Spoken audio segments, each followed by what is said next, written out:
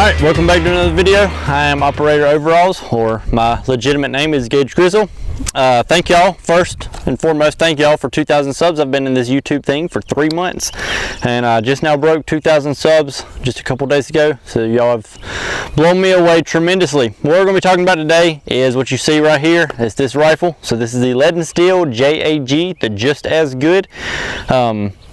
That's a popular term going on right now. It has been for the last year or so. Is this rifle just as good? And so Lead and Steel made a rifle literally named Just As Good. So we're going to figure out if it actually lives up to that.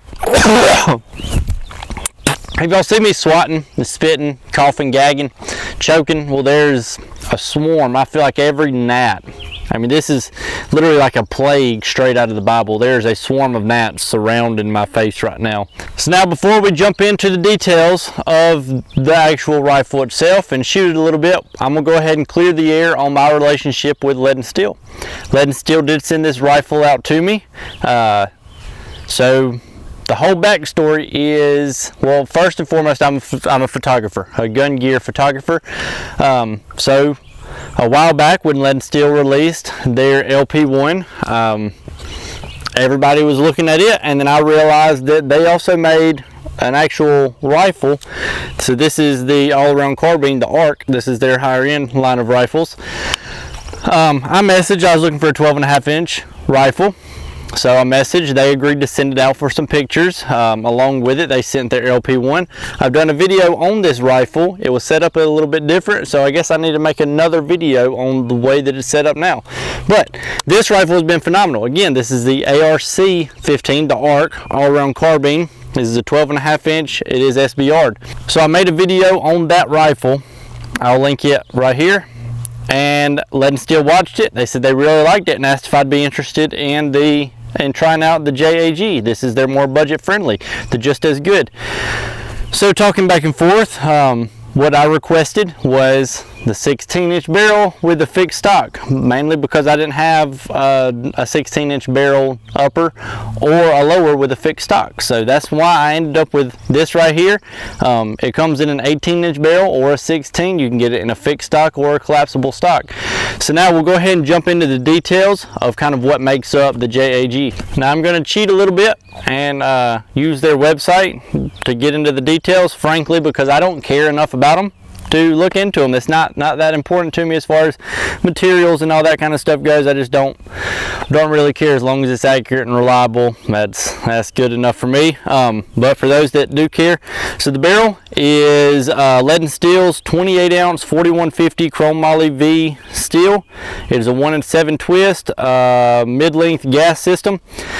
It says that it is match grade accurate. It is capable of match grade accuracy with Black Hills Mark 262 ammunition. I'm not positive what match grade accuracy is. I'd assume an inch or less, but that's with Black Hills Mark 262 ammo. I don't have any of that to try with.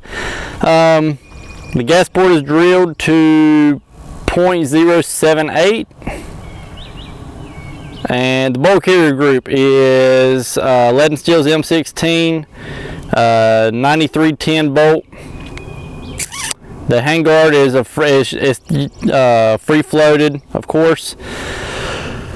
The receiver set is borrowed from the ARC, so the all-around carbine, the 12.5-inch that I have, it used the same receiver set. That is a 70-75 forged receiver. The gas drive is a 4140 chrome moly V machine quality gas block, and the trigger is their LPK includes enhanced reliability. It's a flat face 4-pound trigger. Trigger's really great. It's the same trigger that's in the ARC, the all-round carbine. I've had that rifle for a while and absolutely love the trigger, and I'm comparing that to a Geisley Super Dynamic 3-gun trigger. It's another flat face 3.5-pound trigger. I believe I'm in some fire ants. So even shooting it next to like the Geisley Super Dynamic 3-gun trigger, again a 3.5-pound flat face trigger. This is a 4-pound flat face trigger. This trigger that Lead and Steel puts into them feels really, really great. So as I mentioned, it comes in a 16-inch or an 18-inch barrel, fixed stock or collapsed stock, and you can get it in gray, green, or tan. This is, I think they call this earth, so it's a little bit mixture. What I've done to this rifle is I changed out the grip right here to the Reptilia. I added some Williams gun sight, HK style iron sights. The Zero Tech Vengeance 1-6, it is sitting in a worn MSR mount. I've added Wooks, micarta rail scales on the sides. The hand stop right here is from Scratch Precision. This is a pre-production that he sent out for me to try out, so definitely go check it out. Really cool aluminum machine hand stop, or barricade stop, or finger stop, or whatever you want to call it. And then I have an Arca rail on the bottom because I do like to run in a tripod, and then just a plain Jane Magpul sling. I have not shot this rifle suppressed. I've put about 1,000 rounds through it. Again, none of them have been suppressed. I have not cleaned it. I have not taken it apart. I have gotten it, changed out the parts that I wanted to change on it, and ran it for, I think I'm closing in on 1,000 rounds on it with 0 malfunctions. What have been my impressions of it? Well, again, I've only ran it for about 1,000 rounds, so that's not a lot. That's more than most people run in a year, let alone I think 2 months, but that's still not a lot of rounds to give you a valid opinion on is it just as good. We're still really early in the process. One thing that I was not happy about is when I got it out of the box, I went to just kind of messing around with it, feeling the controls. The safety was really just kind of loose and sluggish, so I pulled the grip off, and the spring, the detent spring, was actually kinked and bent and squished between the grip and the receiver, so there was basically no spring tension on the safety. Obviously that's not a huge deal as far as in the grand scheme of things. I pulled the grip off, I straightened out the spring, put this grip on, and got it lined in there properly. I was just a little bit disappointed to see that was a quality control issue that was literally takes just a couple seconds and a couple seconds of attention, and it would have been put in there the right way, but it was just something that was looked over, slipped through quality control. But that's been my only complaint with it, was that. Again, it's not a huge deal in the grand scheme of things, but it was a little bit of a red flag as far as who's putting these rifles together and their attention to detail. All right, I'm going to go ahead and do an accuracy test. This is just your standard M193 ball ammo. Figure that's what most people are shooting. So that's what we're going to test with. We ain't going to use any match grade ammo or anything like that. So I'll do a 5-shot group at 100,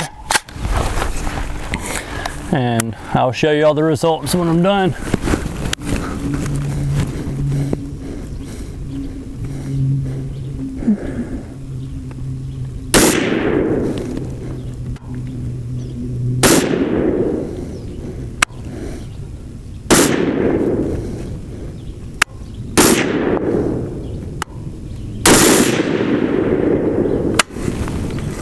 All right, that was 5 shots. Let's go check it out. All right, again, I wasn't using match grade ammo, just standard M193. The target, I do realize, looks a little bit funky. Didn't have a tape measure or a ruler, so to find something that I could get a consistent size with, because this is completely cold. This rifle hasn't been shot, so what I'm gonna do is I've done this group right here. I'm gonna shoot it a bunch more today, and then once everything warms up, I'm gonna shoot another group. So like I said, I didn't have a tape measure or a ruler, so to get 2 targets with the same size reference, I used my thumb. I'm realizing now that it sort of looks like a nipple. But here's the group right here, so it's way high and right. It's just not zeroed in great.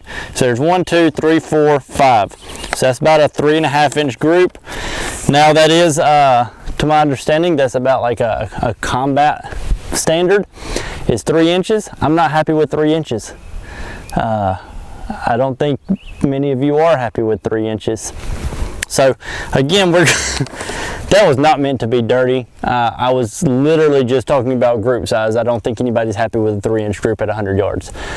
But again, it's just cheap ammo. It's a 1-6, small reference. So take into account there's some user error going on right here. So we'll go ahead and shoot it a little bit more, get the barrel hot, and then we'll shoot another 5-round group. Okay, so we've done the accuracy test. Now we're just going to go ahead and get the barrel hot, load up another 30 rounds, and then we'll do another accuracy test.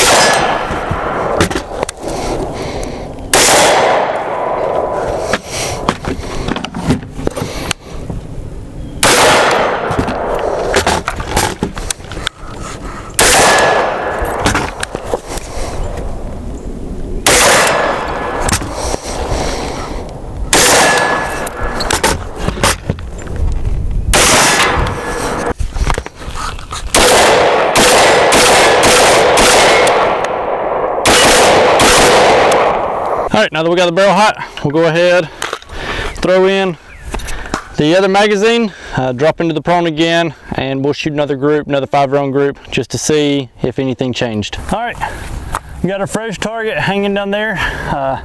See, it's an identical target. Got the nipple looking thing on it. Now that the barrel's hot, we'll go ahead and send 5 more rounds and see if the group changes at all.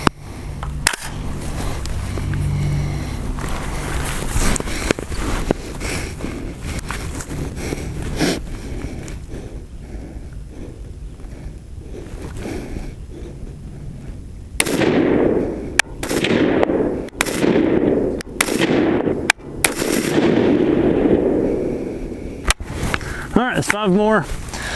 From what I can tell back here, the group looks about the same. I'll go ahead and go retrieve the targets, bring both of them back up here, and we'll compare them. Well, the proof is in the pudding, or on the paper. Now, I do understand this is not a very thorough accuracy test. I used one kind of ammo. It was a very cheap kind of ammo. I've got a 1:6 scope, so I can't see what I'm aiming at as good as I would like to for a proper accuracy test. But y'all saw the first group when the barrel was cold. I got the barrel hot, shot another 5 rounds on the same, again, not very thorough target. So there's 4 rounds on paper. The 5th round, or one of the 5 rounds, was off the edge of it. So the overall group is about the same size. It opened up just a little bit. Again, that could be user error. I'm not the best shot in the world, and the setup that I was using as far as equipment and everything does not represent accuracy to the full potential of what this rifle is possibly capable of. I've never shot Mark II 62 through it. I've never even shot any sort of matched ammo or a nicer, more accurate round. But if you're happy with a 3.5, 4-inch group, you know, using cheap ammo, well, then there you go.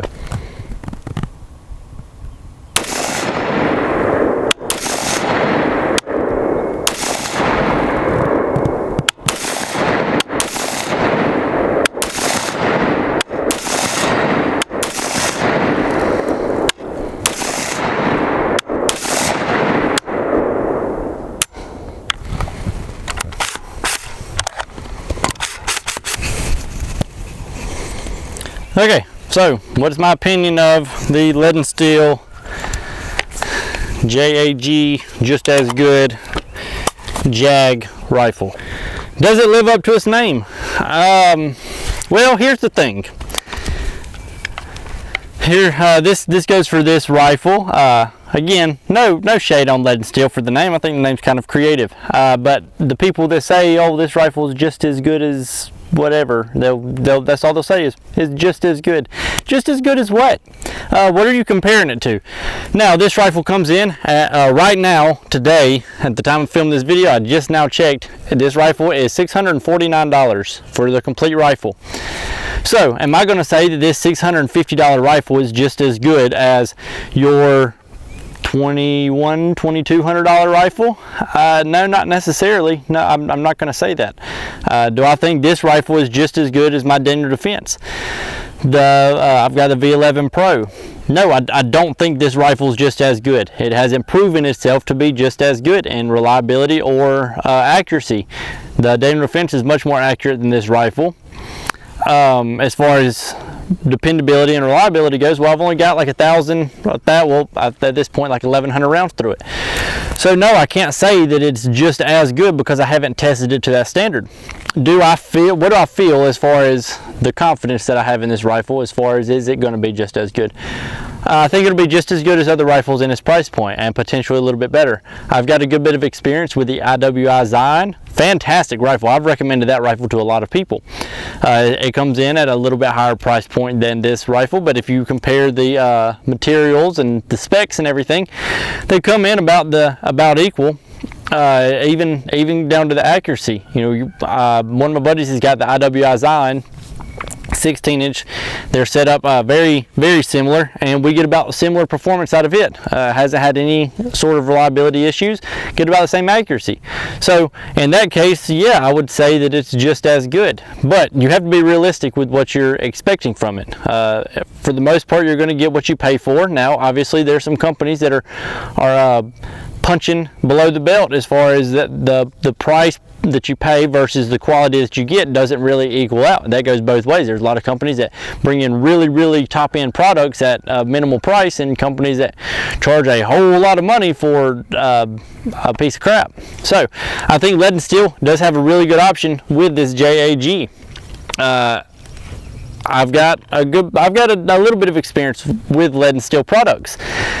I've had the ARC, the all-round carbine. Again, that's their higher end rifle. Comes in a good bit above the 650 mark. So, you know, obviously I'm expecting a little bit more from that rifle, and it hasn't let me down. It's been a great rifle. But for you more budget-friendly, budget-minded people who's working on a little bit tighter budget and honestly doesn't have products sent to you for free, well, I mean, I think this is a good option, one I would consider. At this point in time, I think this is the only video on YouTube of this rifle. I've looked and can't find anything else. So maybe wait on a few other people to put out videos, or if you've got the money and you're willing to take a chance, pick one up and see what you find with it. So I'm certainly not disappointed in this rifle. It looks phenomenal. It does what I need to do. As far as cheap ammo, I can hit the 4-inch plate at 100 yards. So I got a little 4-inch gong down there. And for what I'm using it for, that's fine. With cheap, I'm running cheap ammo through it. I have not ran it suppressed. So if you're interested in this rifle and you would like to see a little bit more, I don't mind making another video on it with a more professional zero test. I'll put a higher magnification optic on it. I'll get a target that's a little bit more desirable. I can run it suppressed and whatever you guys would like to see. Again, I've got no problems testing this rifle a little bit more if that's something that you are interested in. Maybe this is enough to sell it for you. Maybe you saw enough today and decided this ain't for you.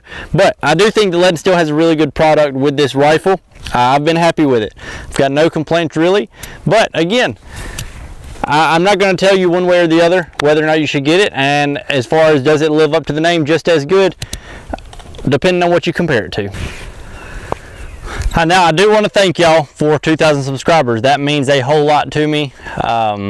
I can't explain it. It's unreal. Y'all have really surprised me, really been awesome. I enjoy responding to the comments, so if you wouldn't mind, please leave a comment on this video. I do try to respond to every single comment that gets commented on the videos. Up to this point, I don't believe that I've missed any. If you wouldn't mind, go ahead and subscribe and like so I can really pick this thing up off the ground. And on top of that, if you want to be extra supportive, go ahead and start watching back. I've only got like 7 videos on YouTube, so just go back and click on each of them, leave a like and leave a comment. that would mean the world to me. Really just help push this whole channel, get it growing. If you don't want to miss any of the action going on, be sure to hop over to my Instagram page. It'll be linked in the description. So what I've got over there is a bunch of cool pictures. I'm a gun gear photographer for a lot of cool companies. Lead and Steel is one of those companies that I provide content to or for from time to time. 2Vets tripods, Walther, Zero Tech Optics. The companies are really awesome. The companies are constantly growing, and I would like to think that I have a hand in helping push their products. Okay, these gnats are getting really bad. Glasses are going back on. So again, that Instagram account is the same handle as Operator Overalls. It'll be linked in the description of this video. So if you don't want to miss anything going on, go ahead and hop over there. Shoot me a DM. Let's strike up a conversation. If I got anything wrong in this video, anything right, anything that you want to add, anything that you saw that you might want to make mention of, go ahead and leave that in the comments as well. I would love to read it, love to answer any questions. And again, if you would like to see any more testing on the JAG rifle, then let me know. I'd be more than happy to throw a can on it, throw a bigger optic, something with more magnification, and do a better accuracy test. If you want to just kind of see a burn down video, I might can get that to work. It's just going to depend on ammo. I'm paying for all the ammo that is provided for that is used in these videos. I don't have an ammo sponsor, so keep in mind that these videos aren't free to make for me. Even if the products are being sent out for free, the videos are not free to make. I am investing my time and money into these things. So that's why I am so appreciative of all the support that y'all have shown me. Again, I hit 2,000 subscribers just the other day, and I'm thrilled. So continue to support the channel, please. I will do my best to be upfront and transparent and completely honest with each and every one of you. I know that right now the gun industry is hurting for honest people. As far as gun tubers go, people don't know who they can trust and who they can't trust. I've got my own opinions on that, and all the ones, or most of the big names out there, I think they're doing a phenomenal job. Now, whether or not you can trust them, that's for you to decide. I've got my own opinions on that subject, but I'm going to try to be as honest and upfront as I can with you so that you get real, honest opinions from unbiased people. So with all that being said, this is the end of the video. I appreciate you watching, and I will catch you on the next one.